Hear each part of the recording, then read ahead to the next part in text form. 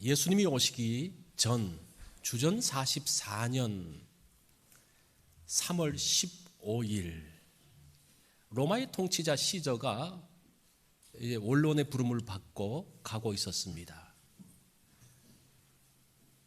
그날 아침에 아내가 시저에게 이야기합니다. 내가 불길한 꿈을 꾸었습니다. 조심하십시오. 안 가면 안 될까요?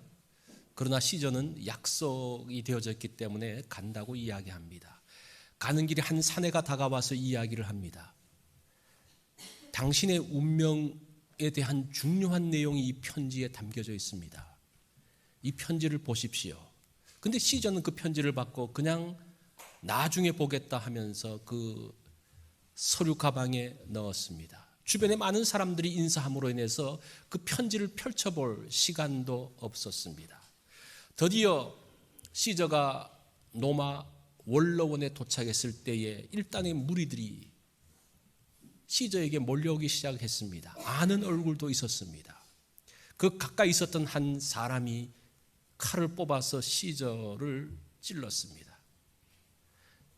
그 원로원에 있는 많은 사람들이 있었지만 이 암살자들이 시저를 찌르는 것에 대해서 누구도 제지하지 않았습니다. 어떤 사람은 더 협력하는 많은 한 60여 명의 암살단들이 시저를 둘러쌌고 시저는 23군데 칼에 찔려서 그 자리에서 죽게 됩니다. 그 마지막 순간에 자기의 양아들이었고 자기의 신복이었던 브루터스가 왔을 때에 그는 이렇게 이야기하죠. 브루터스 너도냐? 그러면서 그는 숨을 거두게 됩니다. 시저의 죽음으로 인해서 로마는 내전 가운데 빠집니다. 사실은 시저가 그 로마를 융성하게 하고 주변 나라를 정복함으로 인해서 로마의 평화가 왔습니다. 어떤 나라도 로마를 대항할 수가 없었습니다. 로마의 평화는 영원할 줄 알았습니다. 그런데 시저가 암살되어지는 순간 로마 내에 내전이 벌어지게 되었습니다. 시저를 죽였던 암살자들과 또한 시저 편에 있었던 특별히 시저의 조카였고 외조카였고 또한 양자로 있었던 옥타비아누스를 비롯해서 안토니우스 레피두스라는 그 세 사람이 브루투스와 세네카 일당과 싸웠습니다. 그러면서 드디어 40년, 그로부터 4년 후에 40년 3월 15일 시저가 죽은 지 4년 되던 해에 이 옥타비아누스는 그 배반자들을 끌어내고 원로원들을 끌어내고 귀족들을 끌어내서 300명을 3월 15일에 그 사람들을 다 처형하게 됩니다. 그러면서 일단의 전쟁은 끝나게 됩니다. 그렇지만 이 권력이라는 게 세 사람이 나눠 가질 수가 없잖아요. 이 옥타비아누스, 안토니우스, 레피두스가 2차 3두 정치를 하는데 이 사람들 사이에 서로 마음이 맞지 않습니다. 그래서 여기 싸우다가 레피두스가 먼저 탈락하고 마지막 옥타비아누스와 안토니우스가 마지막 전쟁을 벌이게 됩니다. 그때 등장하는 인물이 클레오파트라죠. 클레오파트라가 안토니우스 편을 들어서 전쟁을 했는데 그러나 마지막 전쟁의 승리자는 옥타비아누스였습니다. 그렇게 17년 동안의 내전이 끝나고 드디어 옥타비아누스가 로마의 최초의 황제가 됩니다. 그때가 주전 27년이고 주후 14년까지 이 옥타비아누스가 로마를 통치하게 되면 본격적인 로마의 평화의 시기가 옵니다. 이 사람의 이름이 성경에 나와요. 누가복음 2장 1절에 보면 가이사 아구스도라는 이름이 나오는데 가이사라는 말은 황제라는 뜻입니다. 아우구스투스라는 것은 가장 존귀한 자라는 말이죠. 이제 이 호칭을 옥타비아누스가 가장 먼저 갖게 됩니다. 이 사람이 최초의 황제가 되기 때문에 그렇습니다. 자, 그러면서 이 가이사 아구스도가 누구냐? 그 이름을 듣는 순간 사람들은 무엇을 떠오르는고 하니 전쟁을 끝내게 했던 로마의 그 모든 내전들을 끝내고 평화를 가져왔던 구원자가 바로 가이사 아구스도라는 겁니다. 그 구원자라는 단어가 이 소테르라는 단어인데 그 단어가 11절에 나와요. 구주라는 단어와 구원자라는 단어는 똑같은, 그래서 이 아우구스투스를 생각할 때마다 사람들은 그는 로마의 평화를 가져왔던 구원자라는 생각들을 갖게 됩니다. 이제 옥타비아누스가 황제가 된 이후에 로마에는 정말 진정한 평화가 왔습니다. 그 지중해의 모든 해적들을 거의 다 퇴치해 버렸습니다. 이제 백길을 가더라도 안전했습니다. 육로를 갈 때에 많은 도적들을 로마의 군대가 다 평정을 해버렸습니다. 이제는 정말 산이든지 들이든지 바다든지 평화가 왔던 그 시기, 그래서 진정한 로마의 평화, 팍스 로마나라는 것은 이 옥타비아누스로부터 시작된다라고 학자들은 이야기하고 있습니다. 자, 그런 구원자가 나오는데 오늘 본문은 또 하나의 구원자를 소개하고 있습니다. 그게 11절에 나와요. 우리 다 같이 한번 읽어볼까요? 오늘 다윗의 동네에 너희를 위하여 구주가 나셨으니 곧 그리스도 주시니라. 사람들은 구주, 구원자, 소테르 그러면 가이사 아우구스토를 생각하는데 누가는 또 다른 구원자가 있다라고 이야기를 합니다. 그분이 오셨어요. 어디에 오셨습니까? 다윗의 동네에 오셨다라고 이야기합니다. 그런데 그 이름을 한번 보세요. 이름이 독특합니다. 구주가 나셨으니 곧 누구다? 그리스도 주시니라. 이 그리스도라는 말은 메시아라는 말이에요. 이 메시아는 구원자라고 볼 수도 있죠. 구원자, 메시아 같은 말입니다. 사실은 구약에 보면 구원자들, 삼손도 구원자라고 이야기할 수가 있어요. 중간기 시대에 있었던 그 마카비 같은 사람도 하나의 구원자였고 사람들은 메시아라고 이야기를 했습니다. 그런데 신약 시대로 오면서 지금 이 누가는 구원자이신 분을, 그 이름을 소개하는데 그분이 그리스도 주다라고 이야기합니다. 그리스도는 메시아라는 말이거든요. 주라는 말은 아도나이, 하나님이라는 말이에요. 그래서 구주가 오셨는데 그분의 이름이 뭐냐? 그리스도 주 하나님이다, 이런 말이에요. 예수 그리스도는 하나님이시죠. 그 우리의 구원자, 지금 로마의 황제가 구원자로 있었는데 또 다른 구원자가 있는데 그분은 누구라는 겁니까? 그리스도 주 하나님이라고 이야기하는 거예요. 제가 이 말씀을 보면서 이 누가가 이 11절 이 단어, 이 문장을 쓸 때 그 감격이 그냥 확 올라왔을 것 같아요. 이스라엘 지금 어떤 가운데 있습니까? 피폐한 가운데 있죠. 로마의 지배 가운데 있죠. 또 그 유다에서는 왕을 세우지 못하고 그 에돔 족속의 이두메 왕 헤롯을 섬겼던 그 사람들에게 어떻게 보면 구원이라는 것은 정말 싹도 없는 것 같은 그 시기에 이 누가가 구원자, 구주를 말하는데 그 구주는 누구라는 겁니까? 이스라엘의 구주는 누구라는 겁니까? 메시아 주 하나님이라는 거예요. 이 세상에 이런 구원자를 모신 민족이 어디에 있습니까? 지금 이 누가는 이방인들에게 쓰여진 것인데 그 모든 이방 사람들에게 이야기합니다.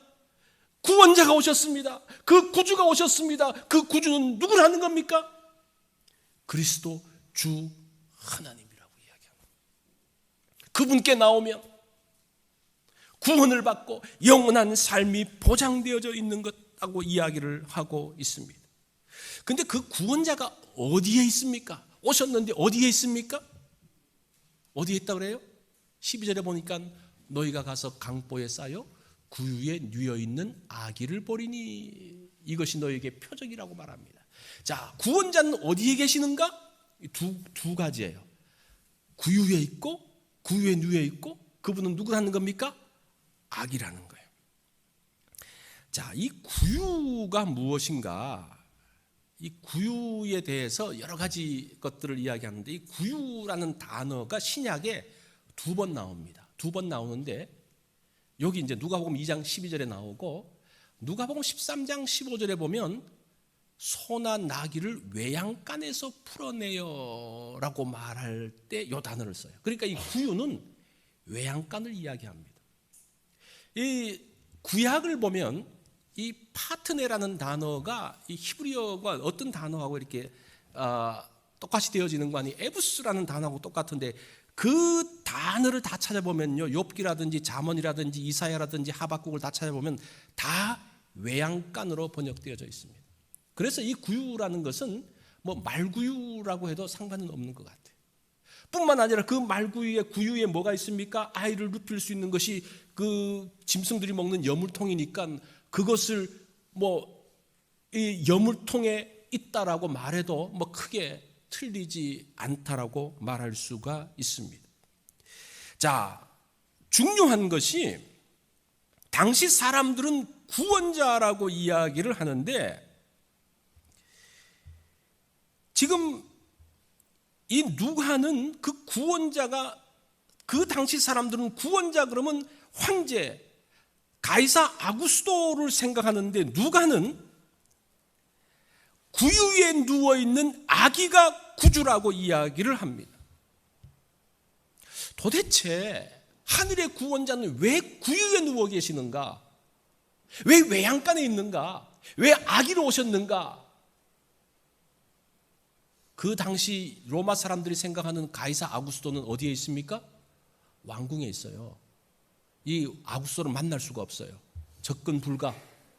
아무리 구원자가 있지만 그 왕궁으로 다 둘러싸져 있고 그 보초들이 있으니까 구원자가 오긴 왔는데 구원자를 만날 수가 없는 거예요. 그런데 하나님께서 보내신 그 구원자는 어디 계십니까? 구유에 있어요. 구유는 누구나 올 수 있는 장소입니다. 오픈되어진 장소입니다.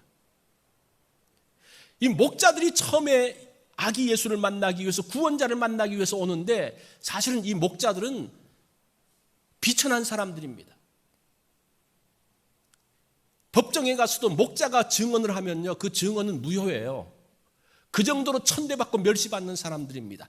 그런 사람들도 갈 수 있는 곳이 어디입니까? 구유라는 거예요. 실제적으로 지금 구원자가 있는데 이 구원자는 우리가 만나야 되고 우리가 함께 해야 되고 그분을 찾아갈 수 있어야 되는데 그 로마 사람들이 생각하는 그 구원자는 만날 수가 없는 거예요. 찾아갈 수가 없는 거예요. 우리가 도움을 청할 수가 없는 거예요. 그런데 하나님께서 보내신 그 구원자는 구유에 있으면서 누구든지 만나서 누구든지 올 수 있는 그런 장소로서 구유를 이야기하고 있습니다. 아기도 마찬가지입니다. 이 아기의 특징은 뭡니까? 선입관이 없는 거예요. 지난번에도 그렇게 이야기를 했죠. 선입관이 없어요. 우리가 구원자를 찾아갔는데 많은 선입관을 가지고 너 옛날에 뭐 했지 하면 어떻게 우리가 그 구원자에게 도움을 청할 수가 있습니까? 선입관이 없고 누구든지 만날 수 있는 그분, 사실은 가이사 아구스도가 구원자지만 그는 진정한 구원자가 아니에요. 만날 수가 없잖아요. 우리의 도움을, 우리의 아픔을, 우리의 연약함을 말할 수가 없습니다. 그런데 우리에게 있는 그 구원자이신 예수 그리스도는, 구유에 누우신 예수 그리스도는 누구나 가서 만날 수 있는 그러한 분임을 이야기하고 있습니다. 실제적으로 왕궁에 있는 그 아구스도는 어떻습니까? 가이사 아구스도가 인구조사를 합니다. 이 가이사 아구스도가 로마를 굉장히 업그레이드 시키고 그 힘차게 했는데 그 업적 중에 중요한 업적이 무엇인가 하니 인구조사예요. 인구조사는 왜 하는 겁니까? 세금 거두려고 하는 거예요. 세금 거두려고. 그러면서 식민지에 있는 그 모든 사람들의 인구조사를 하는데 그 식민지에 있는 인구조사에서 나온 인원이 한 6천만 명 정도가 되었다라고 이야기합니다. 그게 다 뭡니까? 돈이에요. 돈. 다 돈이에요. 그래서 지금 요셉도 어디를 가는 겁니까? 호적하기 위해서, 인구조사에 참여하기 위해서 지금 베들레헴까지 간 거예요. 그렇게 해서 6천만 명의 세금을 거뒀는데 유다는 매년 600달란트의 세금이 책정되었다라고 이야기합니다. 유다 지역 거기, 예루살렘과 유다 지역 거기, 또 이제 갈릴리와 또 베레아 그쪽은 또 한 200달란트 정도 됐는데 이 600달란트를 계산을 해보니까요, 6인 가족으로 쳤을 때 6인 가족이 내는 세금이 91분의 품삯이라고 이야기합니다. 이게 석 달 품삯이면 얼마입니까? 25%예요. 25%는 인두세요, 머리세요. 그러니까 머리가 있으면 다 세금을 내야 되는데 그게 인두세고, 그 다음에 뭐 또 장사를 하면 또 장사에 또 별도로 세금을 내겠죠. 지금 로마에게만 세금을 냅니까? 그 지역을 다스리고 있는 헤롯이 또 세금을 걷어가잖아요. 그러니까 이 구원자가 오기는 왔는데 이 구원자는 어떤 사람입니까? 물론 로마의 풍요함을 통해서 그들에게 평화를 줬지만 그 사람들을 착취하는, 그 사람들에게 있는 것을 가져가는, 자기는 풍요로울지 모르지만, 자기는 풍성할지 모르지만 그 사람들에게는 풍요를 주지 못했던 그러한 사람이었습니다. 이 구원자가 있는데 굉장히 부담스러워요. 이 구원자를 먹여 살리는데 굉장히 한 25% 정도의 세금을 내야 되는 거예요. 이런 구원자를 모시고 있는 거예요. 여러분들의 구원자는 누굽니까? 나는 어떤 구원자를 모시고 있습니까? 나를 안전하게 지켜줄 수 있는 구원자가 누굽니까? 이것만 있으면 나는 안전할 수가 있어. 근데 그것이 그냥 되는 겁니까? 대가를 치러야 되잖아요. 어떤 대가? 우리 집이 편안하면 괜찮아. 우리 사업터가 편안하면 괜찮아.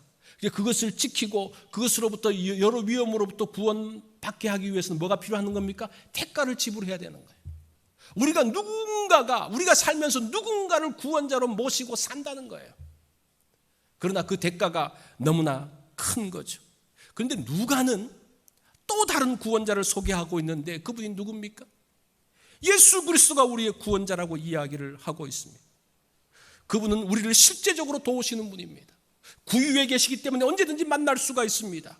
그리고 세금도 필요하지 않는 그런 분, 참 구원자를 지금 누가는 이야기하고 있습니다. 그러면서 그 구원자가 누구인지를 이야기합니다. 13절과 14절이 그 내용이에요. 호련히 수많은 천군이 그 천사와 함께 하나님을 찬송하여 이르되, 14절 우리 잘 아는 내용이죠. 다 같이 한번 읽어볼까요? 지극히 높은 곳에서는 하나님께 영광이요, 땅에서는 기뻐하시 사람들 중에 평화로다. 자, 여기서 수많은 천군이 이 노래를 했다고 이야기합니다. 이 천군이라는 단어가 두 단어네요. 헬라어를 보면요, 하늘로부터 온 무리라는 그런 뜻이에요. 하늘로부터 온 군대 뭐 그런 뜻이에요. 그 수많은 무리가 하늘로부터 와서 하나님을 찬양하는데 그 찬양의 내용이 뭡니까? 이거예요. 그런데 이 천군과 천사들이 합창을 하고 있어요. 이 독창하고 합창이 다른 게 뭡니까? 합창은 미리 가사가 정해져 있어요. 독창은 하다가 뭐 애드립도 하면서 자기가 바꿔 부르지만 합창은 뭡니까? 미리 정해진 가사를 가지고 악보를 가지고 노래하는 거예요. 이 말은 무슨 말인 거 아니?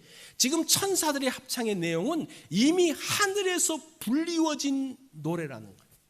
이것은 이미 메시아가 오셨을 때에 어떠한 일들이 있을 것인가에 대한 내용들을 이야기하고 있는 겁니다.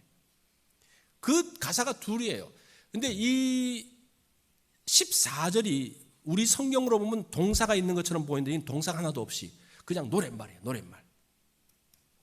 지극히 높은 곳에서는 하나님께 영광, 그걸로 끝나는 거예요. 자, 이 말이 무슨 말인 거 아니? 메시아에 대한 묵시가 있었습니다. 오래전부터 천사들은 하나님께서 아들을 이 땅에 보내실 것을 알았어요. 하늘에서는 알고 있었다는 거예요. 그런데 하나님이 아들을 보내실 때, 메시아를 보내실 때, 구원자를 보내실 때 어떤 방법으로 어떻게 보내실지는 몰랐다는 거예요. 그런데 지금 이 성군과 천사들이 이제 하나님께서 메시아를 어떻게 보내시는지를 지금 보는 거예요. 어떻게 보내셨습니까? 그 아들을 어디에 보내셨어요? 구유에 보내신 거예요. 외양간에 보내신 거예요. 이 천사들이 좀 이제 우리말로 하면 천사들이 충격을 받은 거예요. 아니, 어떻게 그의 아들을 이렇게 보내실까? 보내실 수 있을까? 그러면서 지금 이 찬송은 지극히 높은 곳에서 하나님께 영광이여 웃으면서 하는 것이 아니라 정말 충격받은 가운데서, 놀람 가운데서, 어이없어함 가운데서 하나님이 어떻게 이렇게까지 하실 수 있을까? 그것을 지금 하나님 앞에 칭송하는, 하나님 앞에 영광 돌리는 그 내용이 첫 번째 구절 1절이에요. 자, 그 다음에 2절의 내용이 무엇인가 하니 땅에서는 하나님이 기뻐하신 사람들 중에 평화다라고 이야기합니다. 여기서 하나님이 기뻐하신이라는 단어는 한 단어인데, 이 말은 무슨 말인 거 아니? 하나님이 기뻐하신다는 그 말은 은혜 받은 그런 뜻이에요. 유도키아라는 말이 은혜 받았다는 말이에요. 하나님께 은혜 받은 사람들, 하나님께 은혜 받은 사람들에게는 평화가 임한다라고 이야기합니다. 이 평화는 로마 황제가 주는 로마의 평화가 아닙니다. 로마의 평화는 뭡니까? 힘으로 누르는 평화예요. 힘 강한 사람이 너희들 까불지 마, 함부로 말하지 마, 뭐 그렇게 하면 조용하죠. 그것이 로마의 평화예요. 그런데 이 평화는 그런 평화가 아니라는 겁니다. 이 평화는 로마의 그 황제만, 또 로마의 몇몇 힘 있는 사람들만 누리는 평화라는 거예요. 대부분의 사람들은 평화롭지 않습니다. 평화로운 척 하는 거예요.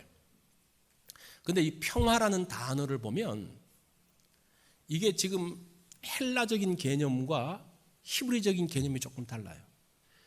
평화, 에이레네, 헬라적인 개념에서는 고요함이 있습니다.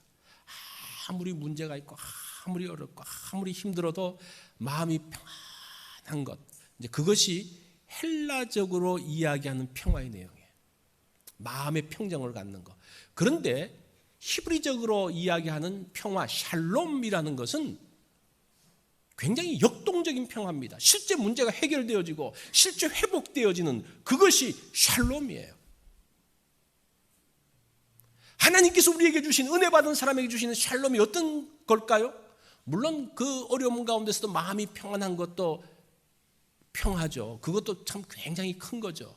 그런데 여기서만 머물러 있는 것이 아니라 주님께서 주시는 평화는 그냥 우리가 마음을 편안하게 하고, 그래 참아야지, 그래도 마음에 그냥 평정을 가져야지, 이렇게 하는 평화겠습니까? 아니면 문제를 해결하고 상황을 바꾸시고 새롭게 하시는 그런 평화겠습니까? 어떤 평화일 것 같아요? 샬롬의 평화에 그 의미가 있는 거예요. 이것이 주님이 주시는 평화라고 이야기할 수가 있겠죠. 구주이신 그리스도 주 하나님이 주시는 평화는 샬롬의 평화입니다. 그런데 이런 샬롬의 평화를 이야기하면 굉장히 마음이 부담이 돼요. 지금 설교자도 굉장히 마음이 부담이 돼요. 이 성탄절을 맞이해서 우리에게 주셨던, 하나님께 은혜를 받았던 사람에게 샬롬의 평화, 그 문제가 해결되어지고 회복되어지는 평화가 임한다고 하는데 제가 어떻게 감당을 할 수가, 뒷감당을 할 수가 있겠습니까? 그래서 정말 죄송하게도 지금까지는 이 샬롬, 역동적인 평화를 이야기하지 못했어요. 왜냐하면 감당할 수 없기 때문에. 그렇지만 모르겠어요. 어떻게 그 샬롬의 평화가 이 시간 임하는지 제가 이것을 위해서 기도했어요. 이제까지는 내가 감당할 수 있을 정도의 그 마음의 평화를 갖고 있는 그 정도만 이야기했는데, 이제는 성경이 이야기하는 그대로 샬롬의 평화를 이야기하는데, 말은 하겠지만 그 마지막 뒷감당은 누가 하셔야 됩니까? 하나님이 하시는, 우리가 그 샬롬을 위해서 기도할 수가 있는 거예요. 여러분, 어떤 문제, 어떤 상황들, 어떤 그 복잡한 것들을 실제적인 그 가운데서 우리의 마음의 평화뿐만 아니라 실제적인 해결과 회복의 역사들을 우리가 볼 수 있는 것, 그것이 지금 14절을 통해서 우리에게 주시는 그 말씀이에요. 우리가 이번에 이 성탄절기 이번 주간에 우리가 이 말씀을 가지고 붙들고 기도할 때에 한번 기도해 보십시오. 이 샬롬의 평화를 위해서 기도해 보십시오. 이것을 위해서 구원자가 오신 거예요.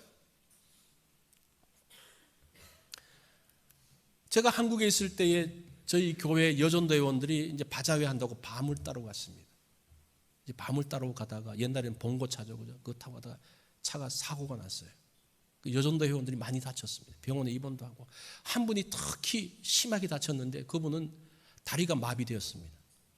그래서 이 집 다리가 마비돼서 이대로 있으면 다리를 잘라야 될지도 모르는, 평생 불구로 살아야 될지도 모르는 그런 상황 가운데 있었습니다.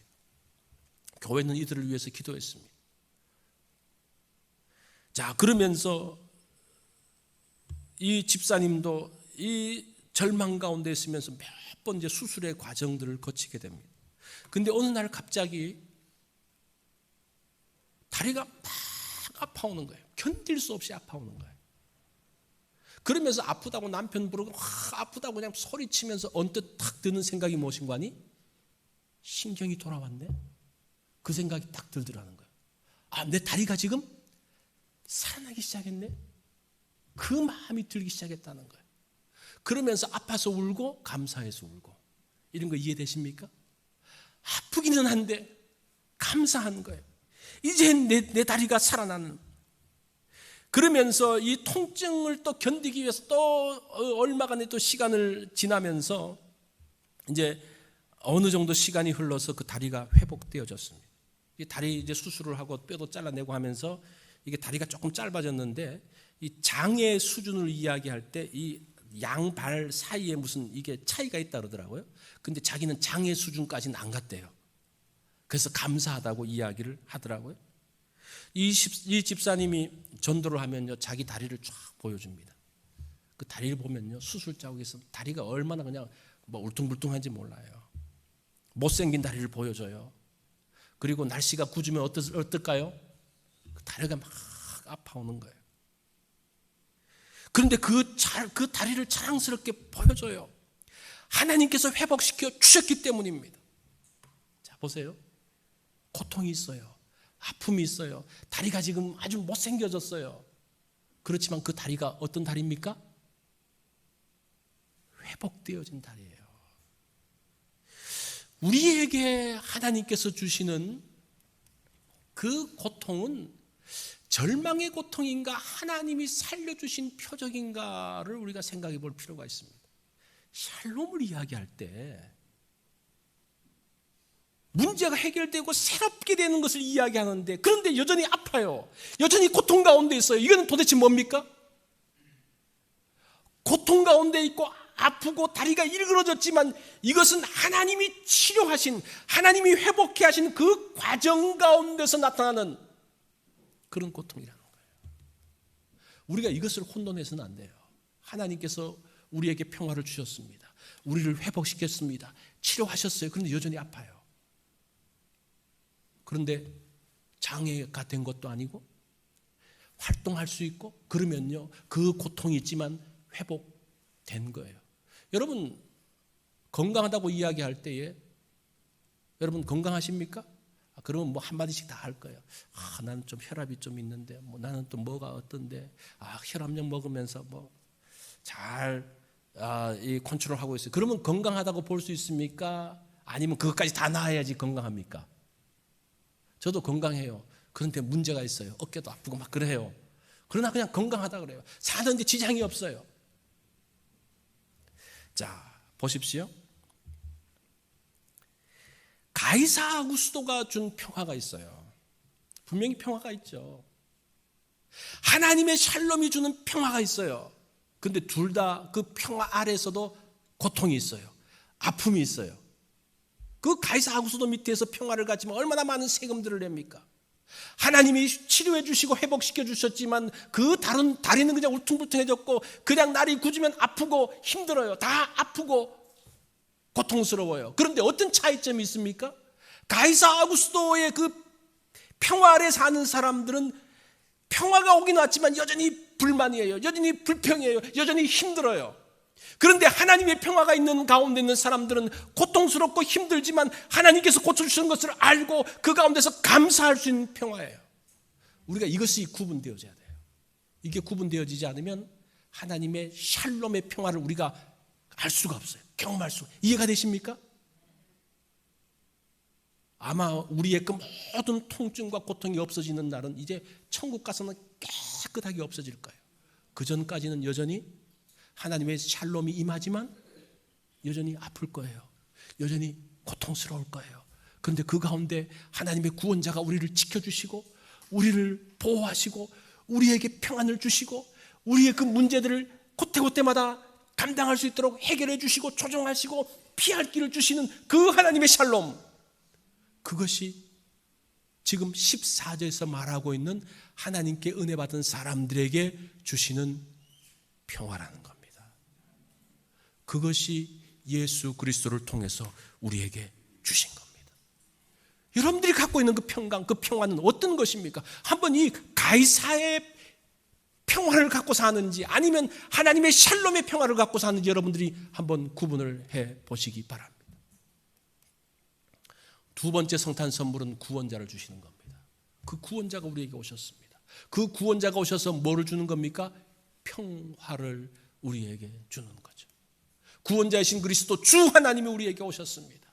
그분은 구유에 계셔요.